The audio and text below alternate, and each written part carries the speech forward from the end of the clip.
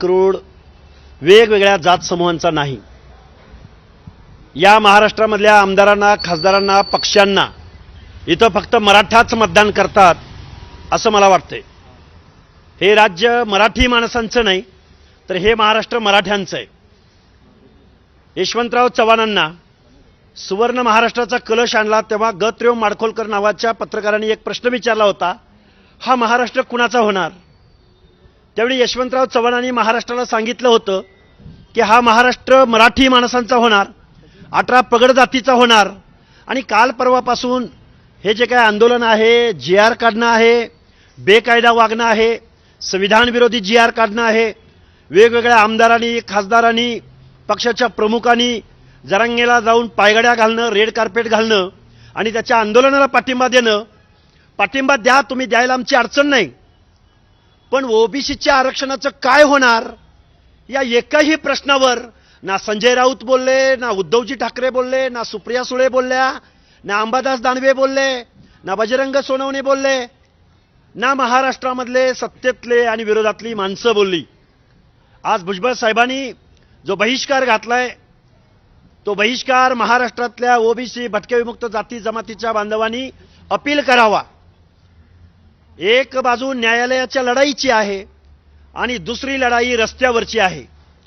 इथल्या मुख्यमंत्र्याला, इथल्या सत्ताधाऱ्यांना, इथल्या आमदार खासदारांना जर फक्त मराठ्यांची बाजू कळत असेल तर गावगाडीतल्या ओबीसींचं आरक्षण आज रोजी संपलेलं आहे. या बेकायदा GRला विरोध करावा. त्यांनी असं म्हणाले, म्हणजे GR हा पक्का आहे असं जरांगे यांनी म्हटलंय. अरे GR आहे ना, गव्हर्नमेंट रिझोल्युशन आहे.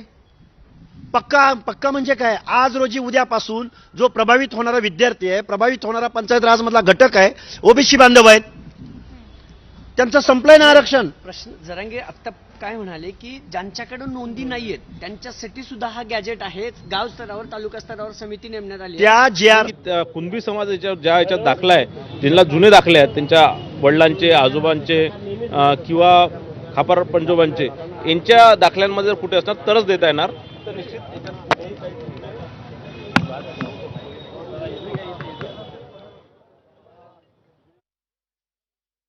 चा अर्थ या GR मध्ये गव्हर्नमेंटनं सगळे सोयरे आणि सरसकट हा शब्द जरी बाजूला काढला असला तरी गावातील, कुळातील आणि नातेसंबंधातील हे शब्द केलेले आहेत.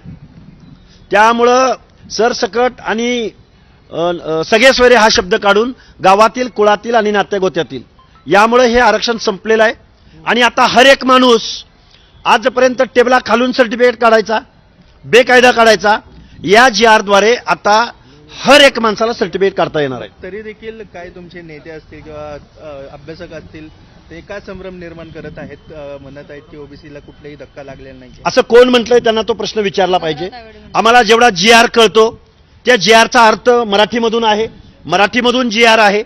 त्यामुळं एका ॲफिडेव्हिटद्वारे जर नात्यातल्या, गावातल्या आणि कुळातल्या माणसाला सर्टिफिकेट देता येत असेल, नातं म्हणजे कोणतं नातं? लग्नानंतरचं नातं का आंतरजातीय विवाहानं निर्माण झालेलं नातं? हे कुठं सांगितलंय? त्यामुळं ओबीसीचं आरक्षण आज रोजी संपलेलं आहे.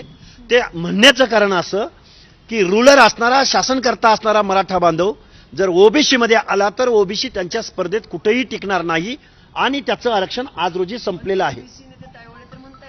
अरे मी वेळोवेळी सांगतोय तुम्हाला, तायवाड्यांना हा प्रश्न विचारा तुम्ही. तुमचेच नेते एक वेगळी भूमिका स्पष्ट करतायत, एक वेगळी भूमिका स्पष्ट करतायत, नेमकं काय आहे? आमचं म्हणणं आहे की त्यांनी GR एकदा नव्हे, दोनदा नव्हे, 5दा वाचावा. तायवाडे साहेबांना जर कळला नसेल तर तायवाडे साहेबांनी तज्ञाचा सल्ला घ्यावा. पुन्हा बातमी आहे,